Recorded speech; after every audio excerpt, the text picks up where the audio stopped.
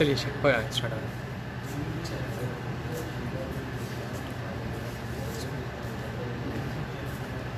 الحمدللہ والصلاة والسلام علی رسول اللہ اما بعد. میرے بھائیوں، دوستوں، عزیزوں اور بزرگوں، قرآن مجید کے معانی، مفاہیم اور اس میں غور فکر کرنے کے لیے درس کا یہ سلسلہ اللہ کے فضل و کرم سے کئی ہفتوں سے جاری ہے، اور سورہ بقرہ کی ابتدائی آیات کے تعلق سے گفتگو چل رہی ہے، جس میں ایمان والوں کی صفات کا بیان ہو گیا ہے اور اس کے بعد اہل کفر کی صفات کا بیان بھی ہو گیا ہے. آپ یہ بات جانتے ہیں کہ اللہ تعالیٰ نے 3 آیتوں میں ایمان والوں کی صفات کا بیان کیا، اس کے بعد 2 آیتوں میں کفر والوں کی صفات کا بیان کیا، اور اس کے بعد میں اللہ تعالیٰ نے منافقین کی صفات کا بیان تقریباً 13 آیات میں کیا،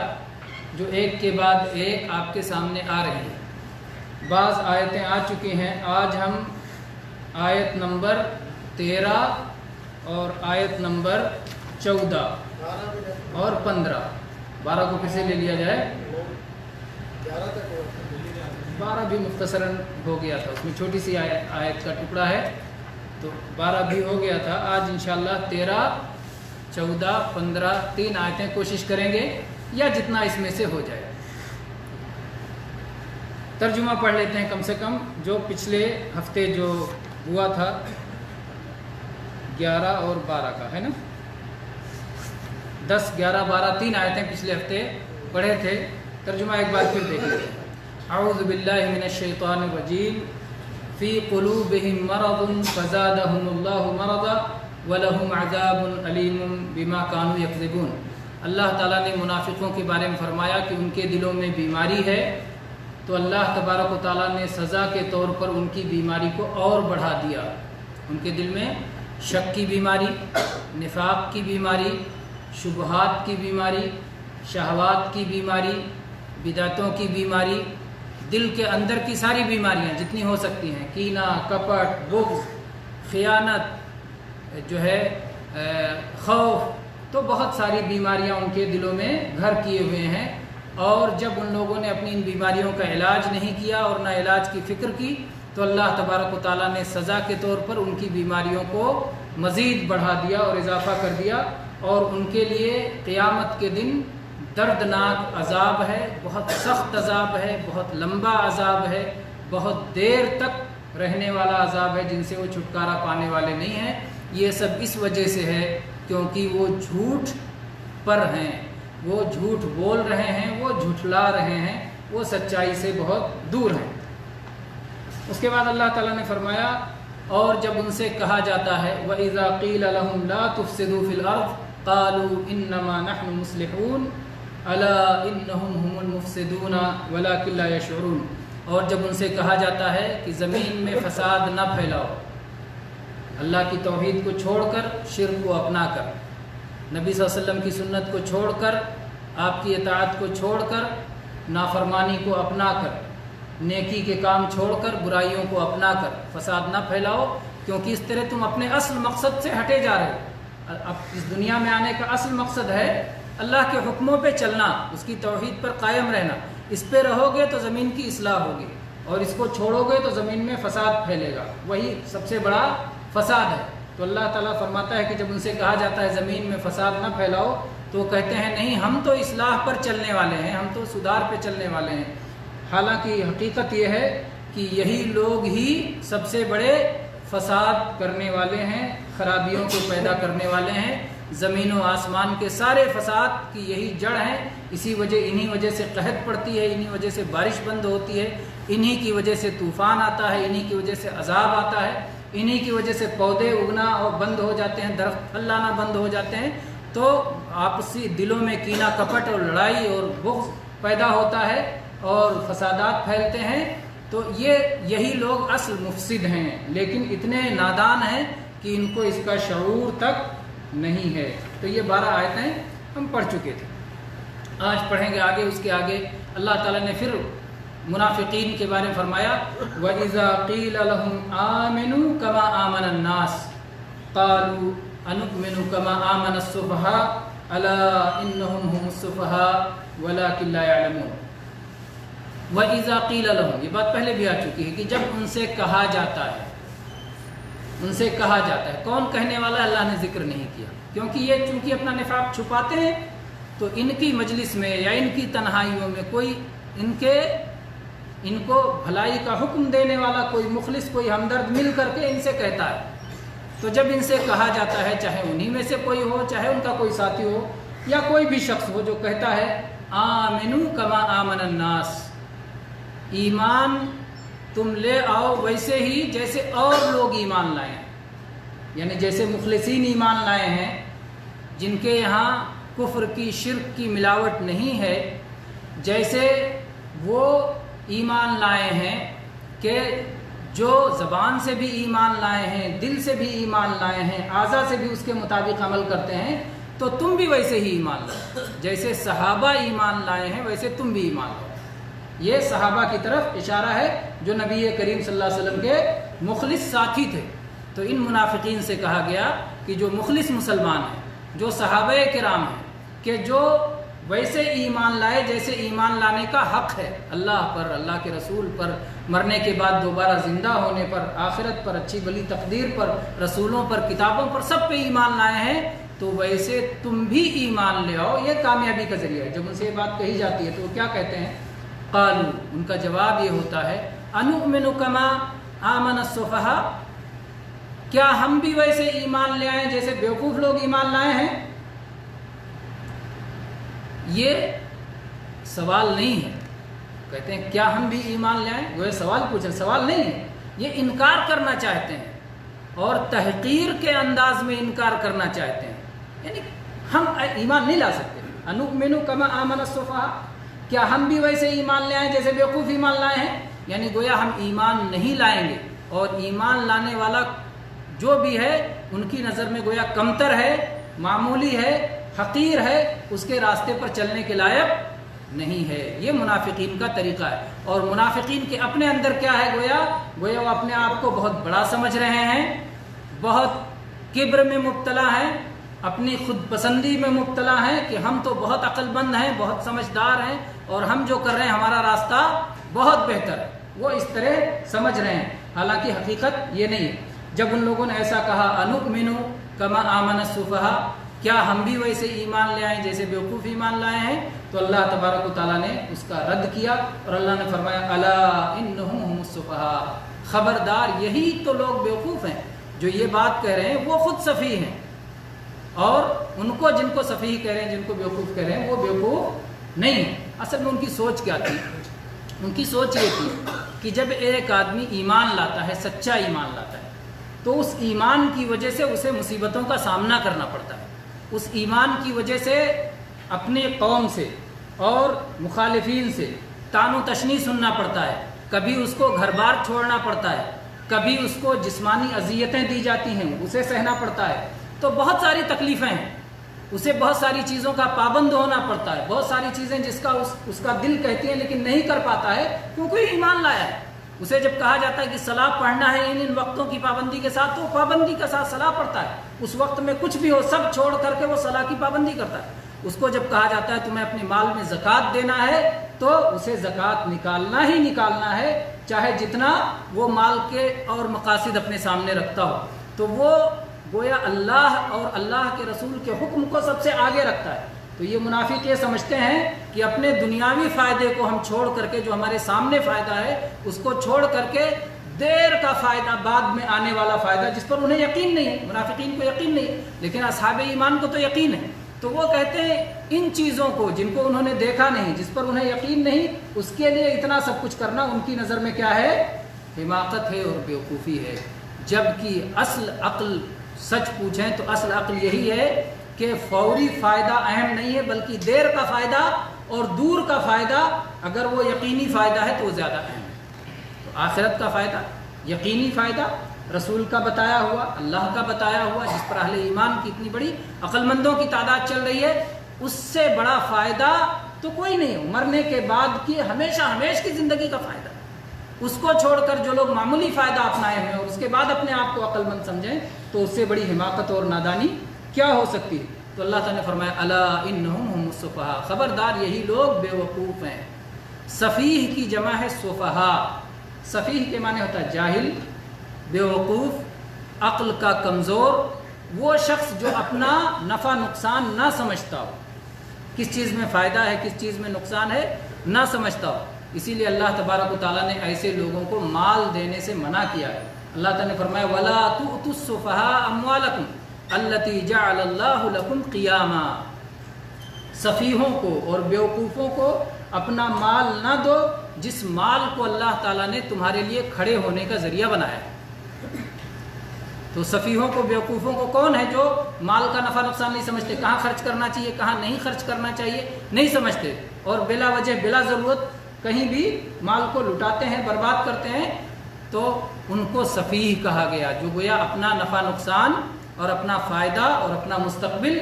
نہیں سمجھتے ہیں، ان کو سفیہ کہا جاتا ہے۔ تو یہاں ان لوگوں نے صحابہ کرام کو بیوقوف کہنے کی کوشش کی تو اللہ تعالیٰ نے اس کا رد کیا۔ آپ جانتے ہیں یہ صحابہ کرام وہ تھے جن کو اللہ تبارک و تعالیٰ نے نہ صرف یہ کہ ان کی طرف سے دفاع کیا اور یہ کہا کہ تم جیسا سمجھتے ہو ایسی بات نہیں ہے، بلکہ صحابہ کرام کو قیامت تک کے لیے اللہ تبارک و تعالیٰ نے اہل ایمان کے لیے کسوٹی بنا دیا، معیار بنا دیا۔ فَإِنْ آمَنُوا بِمِثْلِ مَا آمَنْتُمْ بِهِ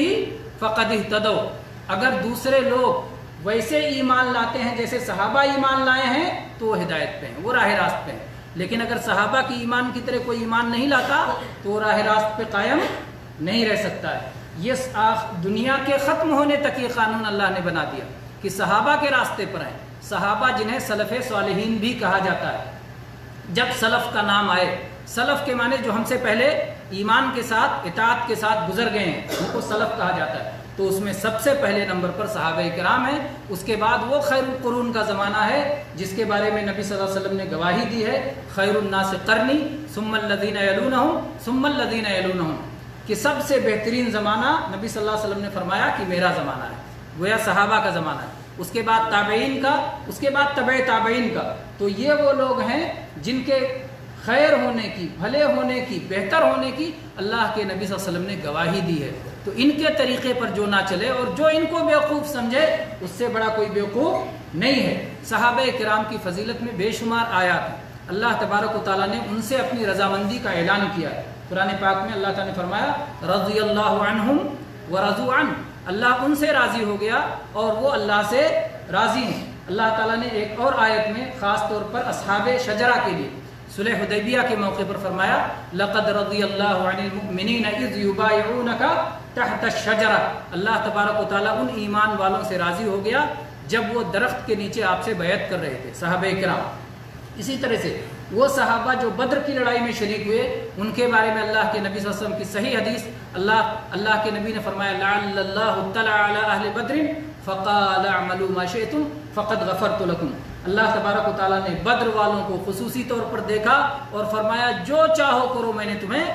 بخش دیا ہے، معاف کر دیا ہے۔ اللہ تعالیٰ نے پورے روئے زمین پہ دیکھا اور سارے لوگوں کے دلوں کو اس حالت میں پایا جن سے اللہ ناراض ہوا۔ نبی کریم صلی اللہ علیہ وسلم کی آمد سے پہلے اللہ نے دیکھا کہ زمین پر جس کا دل سب سے اچھا ہے وہ جناب محمد رسول اللہ صلی اللہ علیہ وسلم کا قلب مبارک ہے۔ اللہ تعالیٰ نے محمد صلی اللہ علیہ وسلم کو اپنا نبی اور رسول بنانے کے لیے منتخب کر لیا۔ پھر اللہ تعالیٰ نے دیکھا آپ کے بعد جن لوگوں کا دل سب سے اچھا تھا وہ صحابہ کرام کا دل تھا، تو اللہ تعالیٰ نے اپنے نبی صلی اللہ علیہ وسلم کا ساتھی اور اپنے نبی صلی اللہ علیہ وسلم کا وزیر اور اپنے نبی صلی اللہ علیہ وسلم کے معاون اور مددگار ان صحابہ کرام کو بنایا، کیونکہ نبی صلی اللہ علیہ وسلم کے بعد ان کے دل سب سے اچھے تھے۔ تو یہ اللہ تبارک و تعالیٰ کا انتخاب ہے، اللہ نے ان صحابہ کو منتخب کیا ہے۔ جو لوگ صحابہ کی طرح ایمان نہ رکھنا چاہیں، چاہے پہلے تھے چاہے آج کے زمانے میں ایسے لوگ پائے جاتے ہیں، ان کا شمار انہی منافقین میں ہوگا جو کہ کبھی خیر کی راہ پر آ نہیں سکتے اور جنہیں خیر پسند نہیں ہے، بلکہ جن کے دلوں میں بیماری ہے، جن کو دلوں میں شر ہے، جن کے دلوں میں آفت ہے، وہی لوگ صحابہ کرام کو برا بھلا کہہ سکتے ہیں، اور صحابہ کرام کے بارے میں عیب جوئی اور تان انہی کا کام ہو سکتا ہے۔ تو بہرحال اللہ تعالیٰ نے فرمایا کہ جب ان سے کہا جاتا ہے کہ ایمان لاؤ ویسے جیسے صحابہ ایمان لائے، جب صحابہ ایمان لے آئے تو انہیں اپنا وطن چھوڑنے کی ضرورت پڑی تو وطن کو چھوڑ دیا لیکن ایمان کو نہیں چھوڑا، انہیں اپنی جان دینی پڑی تو جان لگا دیا لیکن ایمان نہیں چھوڑا، انہیں اپنا مال خرچ کرنا پڑا تو مال خرچ کر دیا لیکن ایمان نہیں چھوڑا۔ تو ایمان لاؤ تو صحابہ کی طرح لاؤ کہ مرتے دم تک اس پر قائم رہیں گے اور اللہ تبارک و تعالیٰ سے ایمان پہ ملاقات کریں گے۔ تو اس طرح ایمان لاؤ، اللہ نے کہا ایمان لاؤ جیسے کہ ایمان لائے ہیں صحابہ کرام۔ تو ان لوگوں نے کیا کہا، کیا ہم ویسے ایمان لے آئیں جیسے کہ بیوقوف ایمان لاتے ہیں؟ ہم اس میں غور کریں تو اس سے معلوم ہوتا ہے کہ جو خیر کے دشمن ہوتے ہیں، جو اسلام کے دشمن ہوتے ہیں، جو نیکی کے دشمن ہوتے ہیں، وہ نیک لوگوں کو اور اصحاب خیر کو ہمیشہ برا نام دیتے ہیں۔ منافقین نے کیا نام دیا؟ ارے ان بیوقوفوں جیسا ہم ایمان لائیں۔ تو صحابہ کرام کو بیوقوف کہا جو کہ اللہ کے سب سے بڑے ولی تھے، اللہ کے سب سے بڑے فرما بردار اور اطاعت گزار تھے، نبی کریم صلی اللہ علیہ وسلم کا ساتھ دینے والے تھے، ان کو بیوقوف کہا، ان کو برا کہا۔ تو ہمیشہ یہ شر والوں کا طریقہ ہے کہ اچھے لوگوں کا وہ برا نام نکالتے ہیں، ایسا نام نکالیں گے جس کی وجہ سے نفرت ہو، ایسا نام نکالیں گے کہ جس کی وجہ سے ان سے نفرت پیدا ہو، ان کے کوئی قریب نہ جائے۔ اللہ تعالیٰ نے وعدہ کیا ہے کہ اللہ تعالیٰ ایمان والوں کا دفاع کرے گا۔ چنانچہ اللہ تعالیٰ نے قرآن پاک میں فرمایا ہے ان اللہ یدافع عن الذین آمنوا، اللہ ایمان والوں کا دفاع کرے گا، اور اللہ تعالیٰ نے وہ حق، وہ جو وعدہ کیا ہے اس کا ایک حصہ اس آیت میں ہے کہ اللہ نے فوراً اپنے صحابہ کی طرف سے دفاع کیا اور کہا الا انہم هم السفہاء ولکن لا یعلمون، خبردار جو صحابہ کو بیوقوف کہتے ہیں وہ بیوقوف ہیں اور اتنے بیوقوف ہیں کہ انہیں اپنی بیوقوفی کا بھی علم نہیں ہے۔ تو اللہ نے چونکہ ان کا صحابہ پر حملہ قولی تھا اس لیے اللہ تبارک و تعالیٰ کا دفاع بھی قولی ہوا، اور جن لوگوں کا صحابہ پر اور نیک لوگوں پر حملہ غیر قولی ہوتا ہے، یعنی ان پر حملہ ہتھیاروں کے ذریعے ہوتا ہے، تشدد کے ذریعے ہوتا ہے، اور اسی طرح سے جو ہے کیا نام ہے جسمانی اذیتیں پہنچانے کے لیے ہوتا ہے، تو اللہ تبارک و تعالیٰ وہاں بھی دفاع کرتا ہے۔ شرط یہ ہے کہ ہم واقعی ایمان والے ہوں، واقعی اللہ کی طرف رجوع کرنے والے ہوں، اللہ ہمارا دفاع کرے گا۔ چنانچہ بدر کی لڑائی دیکھیے، جب ایک طرف 313 نہت تھے صحابہ کرام جن کے پاس ہتھیار بھی نہیں تھے، کسی کے پاس ہتھیار تھا کسی کے پاس نہیں تھا، کسی کے پاس سواری تھی کسی کے پاس نہیں تھی، تو اس وقت اللہ تبارک و تعالیٰ نے فرشتوں کو بھیجا ان کی مدد کے لیے، آسمان سے فرشتے اتار دیے، کیونکہ اس وقت صحابہ کو دفاع کی ضرورت تھی، صحابہ کی حفاظت کی ضرورت تھی، ان کی جانوں کی حفاظت کی ضرورت تھی۔ تو جب ایسا موقع ہوگا تو اللہ تبارک و تعالیٰ دفاع کا اپنا وعدہ پورا کرے گا۔ ایسا ہو نہیں سکتا کہ اس کا ایمان والا بندہ، اس کا توحید والا بندہ، اس کو دفاع کی ضرورت ہو اور وہ اللہ تعالیٰ کی طرف رجوع کر رہا ہو اور اللہ تعالیٰ کو اپنے لیے کافی سمجھ رہا ہو، وہ حسبن اللہ زبان سے بھی کہہ رہا ہو، دل سے بھی کہہ رہا ہو کہ اللہ میرے لیے کافی ہے، اور اس کے باوجود بھی اللہ کی طرف سے اس کے لیے دفاع نہ ہو، اس کی حفاظت کا انتظام نہ ہو، یہ ناممکن ہے، یہ ہو ہی نہیں سکتا، کیونکہ اللہ کا وعدہ ہے کہ وہ ایمان والوں کا دفاع کرے گا۔ تو اللہ تعالیٰ نے یہاں بھی ایمان والوں کا دفاع کیا۔ جب کہا جاتا ہے منافقین سے کہ ایمان لاؤ جیسے صحابہ ایمان لاتے ہیں، جیسے صحابہ ایمان لائے ہیں، تو وہ کہتے ہیں کہ ہم بیوقوفوں کی طرح ایمان لائیں، تو اللہ تعالیٰ صحابہ کا دفاع کرتے ہوئے کہتا ہے خبردار یہی منافقین بیوقوف اور احمق اور نادان ہیں، انہی کو اپنے فائدے کی خبر نہیں ہے اور اتنے بیوقوف ہیں کہ انہیں علم تک نہیں ہے۔ یہاں یہ بھی معلوم ہوتا ہے کہ اللہ کی اطاعت چھوڑ دینا یہ بیوقوفی ہے، اور نفاق میں پڑے رہنا یہ بیوقوفی ہے، اور عقل مندی کیا ہے؟ اللہ پر ایمان لانا اور اللہ کی اطاعت پہ چلنا۔ اسی طرح سے یہ بات بھی معلوم ہوتی ہے کہ منافق انتہائی جاہل ہوتا ہے، انتہائی نادان ہوتا ہے، اگر اسے علم ہو تو وہ حرکت نہ کرے جو وہ کر رہا ہے۔ آگے ہم ان کا عمل دیکھیں گے، ان کا رویہ دیکھیں گے تو ان کی جہالت اور نادانی اور کھل کر کے ہمارے سامنے آ جائے گی۔ اگلی آیت میں اللہ تعالیٰ نے فرمایا وَإِذَا لَقُوا الَّذِينَ آمَنُوا، جب یہ منافقین ملاقات کرتے ہیں ان لوگوں سے جو ایمان لائے ہیں، جب منافقین ایمان والوں سے ملاقات کرتے ہیں تب کیا کہتے ہیں؟ قَالُوا آمَنَّا، ہم تو ایمان لا چکے ہیں۔ ایمان والوں سے جب ملتے ہیں تو کیا کہتے ہیں؟ ہم تو ایمان لا چکے ہیں۔ وَإِذَا خَلَوْا إِلَىٰ شَيَاطِينِهِمْ، اور جب وہ اپنے شیطانوں کی طرف لوٹ کے جا کے ان سے تنہائی میں ملتے ہیں، جب اکیلے میں ملتے ہیں اپنے شیطانوں سے کون مراد ہے؟ یا تو ان کے اپنے سردار جو نفاق میں ان کا ساتھ دے رہے ہیں، یا تو یہودی مراد ہیں جن سے وہ اپنا ساتھ دکھانا چاہتے ہیں، یا جو بھی دشمنان ہیں، جب ان سے جا کے ملتے ہیں وَإِذَا خَلَوْا إِلَىٰ شَيَاطِينِهِمْ، جب اپنے سرکشوں سے، سرداروں سے، بڑوں سے، شیطانوں سے جا کے ملتے ہیں، قَالُوا إِنَّا مَعَكُمْ، تو کہتے ہیں ہم تو تمہارے ساتھ ہیں، ہم تو تمہارے پیچھے چلنے والے ہیں، ان کے پیچھے ہم تو ظاہر میں دکھ رہے ہیں، إِنَّمَا نَحْنُ مُسْتَهْزِئُونَ، ہم تو انہیں بیوقوف بنا رہے ہیں، ٹھٹھا کر رہے ہیں، ان کے ساتھ مسخرہ کر رہے ہیں، اصل تو ہم تمہارے ساتھ ہیں۔ دیکھیں، یہ ہوتا ہے منافق کی بیماری، یہ ہوتا ہے منافق کی بزدلی، یہ ہوتی ہے منافق کا ڈر اور خوف۔ ایمان والوں سے ملتا ہے تو بھی ڈرا رہتا ہے، کہتا ہے ہم تو تمہارے ساتھ ہیں۔ منافق جو ہے اپنے کفار سے، یہودیوں سے اور شیطانوں سے، اپنے جیسے منافقوں سے ملتا ہے تو وہاں بھی ڈرا رہتا ہے، وہاں بھی یہ نہیں کہہ پاتا کہ میں ایمان والا ہوں، وہاں بھی کہتا نہیں ہم تو تمہارے ساتھ ہیں۔ ان کے بھی پیچھے، ان کے بھی پیچھے، کہیں آگے رہنے کی سے توفیق نہیں ہوتی۔ وہ ذلیل ہوتا ہے، وہ پست ہوتا ہے، وہ بزدل ہوتا ہے، اس کے اندر ہمت نہیں ہوتی۔ یہ سب سے بدترین لوگ ہیں، جیسا کہ اس سے پہلے یہ بات بتائی جا چکی۔ تو جب وہ ایمان والوں سے ملتے ہیں تو کہتے ہیں ہم ایمان لائے، اور جب اپنے شیطانوں کے ساتھ خلوت میں جاتے ہیں، تنہائی میں جاتے ہیں، دیکھیے تنہائی میں جاتے ہیں تب کہتے ہیں، چاروں طرف دیکھ لیتے ہیں کہ کوئی سن تو نہیں رہا ہے، ہم اکیلے میں ہیں تبھی کہہ رہے ہیں۔ یہ ہوتا ہے ڈرنے والے کا، جب ایک طریقہ ہے جو اللہ کو پسند ہے، ایک طریقہ ہے جو دنیا کو پسند ہے، اللہ اور دنیا کو، اور ایک طریقہ ہے جو نہ اللہ کو پسند ہے نہ دنیا والوں کو پسند ہے۔ اہل ایمان اللہ اور اس کے رسول پہ ایمان لاتے ہیں، اللہ کو پسند ہے، اور ان کے جیسے اہل ایمان کو بھی یہ چیز پسند ہے کہ جو ہمارے ساتھ حق کے ساتھ ہو، پوری طرح کھل کے ساتھ ہو۔ کفر پہ رہنا، کفر پہ رہنے والے دنیا والوں کو پسند ہے کہ بھائی جو ہمارے ساتھ ہو کفر پہ ہو، کھل کر کے ساتھ ہو، اور جو منافق ہوتا ہے نہ ادھر ہوتا ہے نہ ادھر ہوتا ہے، نہ ایمان والوں کو پسند ہے نہ کفر والوں کو پسند ہے، وہ کہتے ہیں یہ ان کے ساتھ ہے اور یہ کہتے ہیں ان کے ساتھ، یہ کسی کو نہیں پسند۔ اس لیے کہ اللہ نے اس دنیا کا طریقہ ایسا رکھا ہے، اس دنیا کا طریقہ ایسا رکھا ہے کہ انسجام ہونا چاہیے، ہم آہنگی ہونی چاہیے، آپ ایک راستے پر رہیں، خیر کے ساتھ رہیں۔ تو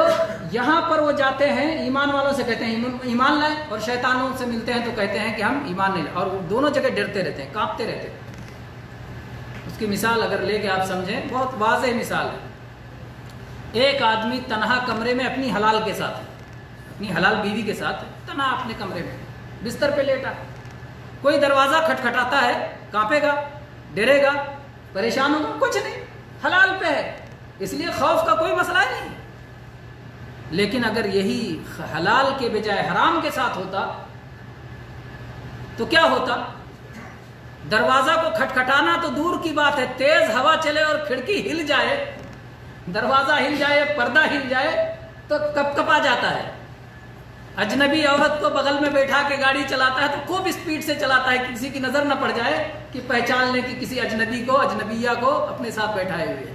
اسی طرح سے آپ دنیا کے سارے معاملات میں آپ اس پر غور کر سکتے ہیں کہ آپ جب بالکل برحق راستے پہ ہوتے ہیں تو خوف سے خالی ہوتے ہیں، امن اللہ تعالیٰ آپ کو دیتا ہے۔ لیکن جب آپ حلال کو چھوڑ کے حرام کی طرف جاتے ہیں تو امن میں نہیں رہتے، چین میں نہیں رہتے، بلکہ ہمیشہ پریشان رہتے ہیں۔ اسی لیے جناب محمد رسول اللہ صلی اللہ علیہ وسلم نے گناہ کی نشانی بتائی۔ جب آپ سے پوچھا گیا گناہ کیا ہے تو آپ نے فرمایا الاسم ما حاک فی صدرک وکرہت ان یطلع علیہ الناس، گناہ وہ ہے جو تمہارے دل میں کھٹکے اور تم کو خطرہ ہو کہ کوئی کسی کو اطلاع نہ ہو جائے، یہی گناہ ہے۔ تو اللہ کے نبی صلی اللہ علیہ وسلم نے پیمانہ بتایا۔ اللہ تعالیٰ نے فرمایا وَإِذَا خَلَوْا إِلَىٰ شَيَاطِينِهِمْ قَالُوا إِنَّا مَعَكُمْ، جب وہ اپنے شیطانوں سے ملتے ہیں تو کہتے ہیں ہم تمہارے ساتھ ہیں، إِنَّمَا نَحْنُ مُسْتَهْزِئُونَ، ہم تو مذاق کر رہے ہیں، ٹھٹھا کر رہے ہیں، استہزاء کر رہے ہیں۔ اللَّهُ يَسْتَهْزِئُ بِهِمْ، حقیقت یہ ہے کہ اللہ ان کے ساتھ مذاق کر رہا ہے، اللہ تعالیٰ ان کے ساتھ استہزاء کر رہا ہے۔ وَيَمُدُّهُمْ فِي طُغْيَانِهِمْ يَعْمَهُونَ، اور اللہ تبارک و تعالیٰ ان کی سرکشی میں انہیں ڈھیل دے رہا ہے کہ اپنی سرکشی میں پڑے رہیں۔ اللہ تبارک و تعالیٰ کی صفت کا یہاں مسئلہ آ گیا، اور اس کو انشاءاللہ ابھی اتنا جانیں کہ اللہ تعالیٰ جو اپنے بارے میں کہے، اللہ تعالیٰ جو اپنے بارے میں کہے اس کا کوئی انکار نہیں کر سکتا۔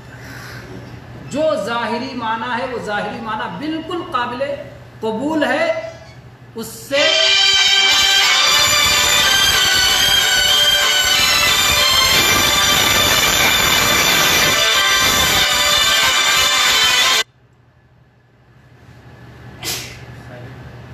اللہ تعالیٰ کی صفات کے تعلق سے آپ یہ بات یاد رکھیں کہ ایک ہی آیت میں ایسا قانون دے دیا گیا کہ جس سے ساری صفات کو آپ سمجھ سکتے ہیں۔ اللہ تعالیٰ نے فرمایا لیس کمثلہ شیء وہو السمیع البصیر، اللہ جیسے کوئی چیز نہیں اور اللہ سننے والا دیکھنے والا۔ تو انکار بھی ہے کہ اس کی کوئی مشابہت مماثلت نہیں، اس کے جیسے کوئی چیز نہیں، اس کی کوئی مثال نہیں، اس کی کوئی کیفیت نہیں۔ اللہ سننے والا بھی ہے، دیکھنے والا بھی ہے۔ آدمی کہے گا میں بھی سننے والا، آپ بھی سننے والے، میں بھی دیکھنے والا، آپ بھی دیکھنے والے۔ اللہ کو بھی دیکھنے والا مانو گے تو ہمارے جیسے ہو جائے گا، تو اس کو کیا کہیں گے؟ اللہ ویسے سنتا ہے جیسے اللہ کی شان کے لائق ہے، اللہ ویسے دیکھتا ہے جیسے اللہ کی شان کے لائق ہے۔ ہمارا سننا دیکھنا ہمارے اپنے حساب سے۔ اگر وہ کہنے نہیں سننا دیکھنا ہم نہیں مانیں گے کیونکہ پھر مشابہت ہو جائے گی، ہمارے جیسے ہو جائے گا، تو اس سے پوچھیں کہیں تم موجود ہو؟ کہے گا ہاں میں ہوں۔ بولو اللہ موجود ہے؟ کہے گا ہاں اللہ موجود ہے۔ بولو پھر اللہ کے موجود ہونے کا انکار کر دو، تم بھی موجود اللہ بھی موجود، تو مشابہت ہو گئی نا، پھر انکار کر دو۔ تو کہے گا نہیں اللہ کا موجود ہونا اللہ کی شان کے لائق، ہمارا موجود ہونا ہمارے حساب سے۔ تو بولو ویسے ہی اللہ کا سننا اللہ کی شان کے لائق، اللہ کا دیکھنا اللہ کی شان کے لائق، اللہ کا مذاق اڑانا اللہ کی شان کے لائق، اللہ کا استہزاء اور ٹھٹا کرنا اللہ کی شان کے لائق، اللہ کا ہاتھ اللہ کی شان کے لائق، اللہ کی آنکھیں اللہ کی شان کے لائق، اللہ کا چہرہ اللہ کی شان۔ جیسے اللہ کی ذات کو مانتے ہو ویسے اللہ کی صفات کو مانتے۔ کلیئر ہے مسئلہ؟ جب اللہ موجود ہے اور ہماری طرح موجود نہیں ہے تو ویسے اللہ سنتا ہے ہماری طرح نہیں سنتا، اللہ دیکھتا ہے ہماری طرح نہیں دیکھتا، اللہ تعالیٰ بولتا ہے ہماری طرح نہیں بولتا، اللہ تبارک و تعالیٰ کے نام ہیں ہمارے ناموں کی طرح نہیں ہیں، اللہ تبارک و تعالیٰ کے اوصاف اور کمالات ہیں ہماری طرح نہیں ہیں، اللہ کی شان اور عظمت اور بڑائی کے لائق ہے اس طرح سے۔ تو اس لیے یہاں پر کوئی جو یہ کہے کہ نا نا نا نا نا مذاق اڑانا تو یہ انسانوں کا کام ہے، یہ تو جو ہے اللہ کے لیے شائن شان نہیں، تو اسے کہا جائے گا نہیں، اللہ کے شائن شان ہے کہ جو اللہ کے ساتھ مذاق کر رہا ہو، اللہ کی شریعت کے ساتھ مذاق کر رہا ہو، اللہ کے نبی کے ساتھ مذاق کر رہا ہو، اس کا ویسے ہی بدلہ لیا جائے، اس سے بھی اسی طرح مذاق کیا جائے، اور وہ نہ سمجھے کہ سامنے والا میرے مذاق کا جواب نہیں دے سکتا ہے۔ آج یہ ایسی حرکت کرتے ہیں، اللہ تعالیٰ نے قرآن پاک میں اس کا ذکر کیا ہے کہ کل جب قیامت کا دن ہوگا یہ پہنچیں گے اور پل صراط پر پار کرتے ہوئے اہل ایمان جائیں گے، ان کے پاس روشنی ہوگی، اس روشنی میں پل صراط کو پار کر رہے ہیں، یہ بھی پہنچ جائیں گے منافقین اور کہیں گے ارے بھائی اپنی روشنی میں سے ہمیں بھی تھوڑا سا دے دو۔ تو اللہ تعالیٰ ان اہل ایمان کو کہے گا کہ ان سے کہو ذرا پیچھے جاؤ، پیچھے پلٹو، تمہارے لیے یہاں جگہ نہیں ہے۔ وہ پیچھے پلٹیں گے، اس کے بعد اللہ تعالیٰ بیچ میں دیوار بنا دے گا اور اس میں ایک کھڑکی کھول دے گا، ادھر سے وہ لوگ نظر آئیں گے، یہ دیوار کے قریب ہونے کی کوشش کریں گے کہ ہم بھی اسی طرح نکل جائیں، تو اندر تو رحمت ہوگی ان لوگوں کے لیے اور باہر عذاب ہوگا، ان کے لیے عذاب ہوگا، تو یہ سمجھیں گے کہ وہ لوگ بھی عذاب ہیں، اپنا یہ عذاب میں مبتلا ہے۔ تو جیسے یہ مذاق کرتے ہیں اللہ بھی مذاق کرتا ہے، اللہ ان کو ڈھیل دیتا ہے، یہ خوش رہو، تم کو نعمت مل رہی ہے، تمہارے جانو مال سلامت ہے، تم کو ترقی مل رہی ہے، یہ ڈھیل ہے، رسی اللہ ڈھیل دے رہا ہے، جب پکڑے گا تو پھر چھوڑے گا نہیں۔ تو یہ مذاق ہے کہ پہلے تو ڈھیل دیا ڈھیل دیا ڈھیل دیا یہاں تک کہ یہ مگن ہو گئے، جب پکڑ لیا تو پھر ان کے پاس کچھ واپس لوٹنے کا کہیں کوئی راستہ نہیں ہے۔ تو یہ سخت قسم کا مذاق ہے، سخت طرح سے انہیں سزا دی جا رہی ہے، یہ اللہ تبارک و تعالیٰ کی طرف سے ان کے مذاق کا بدلہ ہے۔ اللہ تبارک و تعالیٰ اس کو کسی کو نہیں چھوڑے گا۔ تو اس طرح سے اللہ نے فرمایا اللہ یستہزئ بہم، یہ اللہ اور اہل ایمان کے ساتھ اور رسول کے ساتھ مذاق کا کیا معاملہ کریں گے؟ یہ خود مذاق کا شکار ہیں، یہ خود ٹھٹھے کا شکار ہیں، یہ شکار نہیں کر رہے ہیں، بلکہ یہ خود شکار ہیں. ان کو سمجھنا چاہیے اگر ان کے اندر عقل ہو اور تھوڑے سی دنیاوی نفع کے لیے اگر انہوں نے آخرت کی سزا مول لے رکھی ہے تو پھر یہ سمجھیں کہ یہ کتنے بڑے خسارے میں ہیں, کتنے بڑے گھاٹے میں ہیں اور کتنے بڑے نقصان میں ہیں. تو بہرحال یہاں پر اگر ہم اللہ تبارک و تعالیٰ کی صفات سے متعلق بات کریں تو بات لمبی ہو جائے گی. مختصر میں جو بات بتائی گئی وہ انشاءاللہ کافی ہے. البتہ ہم یہ یاد رکھیں کہ اگر اللہ تبارک و تعالیٰ کی ہمیں نعمت مل رہی ہو تو کب یہ ہم سمجھیں کہ یہ نعمت اللہ تبارک و تعالیٰ ہمیں استدراج اور ڈھیل کے طور پہ نہیں دے رہا ہے اور یہ نعمت اللہ تعالیٰ ہمیں ہمارے شکر کی بنیاد پر, انعام کی بنیاد پر دے رہا ہے یا آزمائش کے لیے دے رہا ہے. یہ سوال کا جواب ہمیں جان لینا چاہیے. اگر ہم اللہ کے نافرمان ہیں اور اپنی نافرمانی پر اڑے ہوئے ہیں اور اس کے باوجود اللہ تبارک و تعالیٰ کی طرف سے نعمت ہمیں ملتی جا رہی ہے تو سمجھ لیں کہ یہ استدراج ہے, یہ ڈھیل دیا جا رہا ہے. اس وقت ہمیں توبہ کرنا چاہیے. اور اگر ایسا نہیں ہے, اگر اللہ تعالیٰ ہمیں اطاعت کی توفیق دے رہا ہے, توحید پہ قائم رہنے کی توفیق دے رہا ہے, سنت پہ قائم رہنے کی توفیق دے رہا ہے, نیکیوں اور بھلائیوں کی توفیق دے رہا ہے اور اس کے ساتھ اللہ تعالیٰ اپنے انعامات بھی دے رہا ہے تو پھر گویا ہم خیر پہ قائم ہیں اور اللہ تبارک و تعالیٰ کی طرف سے ہمیں انعام مل رہا ہے, نہ کہ ڈھیل ہو رہی ہے. اس سے فرق ہوگا کیونکہ ہمارے لیے شریعت دلیل قال اللہ قال رسول, اللہ نے فرمایا, رسول نے فرمایا, اس کے ذریعے سے ہم حق اور ناحق کو معلوم کریں گے. اللہ تعالیٰ نے وہی پیمانہ ہمارے لیے بھیجا ہے, اسی لیے اسی پیمانے سے ناپیں گے. اگر آپ کو اللہ تبارک و تعالیٰ اطاعت پر قائم کیے ہوئے ہے تو یہ آپ کے لیے خیر کی دلیل ہے, اور اگر اطاعت سے نافرمانی میں پڑے ہوئے ہیں اور اس کے باوجود رسی ڈھیل دی جا رہی ہے تو سمجھ لیں کہ یہ گویا ایک طرح سے سزا کی طرف بڑھ رہے ہیں.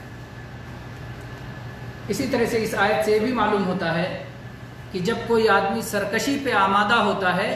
تو اللہ تبارک و تعالیٰ اس کی سرکشی کے لیے اسے ڈھیل دیتا ہے تاکہ اس کی سزا آخرت میں خوب بڑھ جائے. منافقین دنیا میں سرکشی کرتے ہیں, دنیا میں ان کو سزا نہیں دی جاتی ہے, لیکن آخرت میں ان کی سزا کیا ہوگی؟ فی الدرک الاسفل من النار, جہنم کے سب سے نچلے حصے میں ہوگی, جہاں کی سب سے سخت سزا ہوگی وہاں ہوں گے, کیونکہ یہ دنیا میں عذاب سے بچے رہتے ہیں. تو اس لیے یہ ہے اللہ تبارک و تعالیٰ کی طرف سے ان کے لیے سزا. اللہ تبارک و تعالیٰ ہم سب کو نفاق سے اور منافقین سے محفوظ رکھے. تو آج جو آیتیں پڑھی گئیں, اللہ تعالیٰ نے فرمایا کہ جب منافقوں سے کہا جاتا ہے ایمان لے آؤ جیسا اور لوگ ایمان لائے ہیں, یعنی جیسے صحابہ ایمان لائے ہیں, تو کہتے ہیں کیا ہم ایسے ہی ایمان لے آئیں جیسے کہ بیوقوف لوگ ایمان لائے ہیں؟ خبردار, خود یہی لوگ بیوقوف ہیں لیکن انہیں اس کا علم بھی نہیں ہے. اور جب یہ لوگ ایمان والوں سے ملاقات کرتے ہیں تو کہتے ہیں ہم ایمان لائے, اور جب یہ اپنے شیطانوں سے تنہائی میں ملتے ہیں تو یہ کہتے ہیں ہم تمہارے ساتھ ہیں, ہم تو مذاق کر رہے ہیں, ٹھٹھا کر رہے ہیں. خبردار, اللہ تبارک و تعالیٰ ان کے ساتھ استہزاء کر رہا ہے اور انہیں ان کی سرکشی میں ڈھیل دے رہا ہے کہ وہ اپنی گمراہی میں پڑے رہیں. اللہ تعالیٰ ہم سب کی حفاظت فرمائے. آمین. وآخر دعوانا ان الحمد للہ رب العالمین وصلی اللہ علی نبینا وسلم.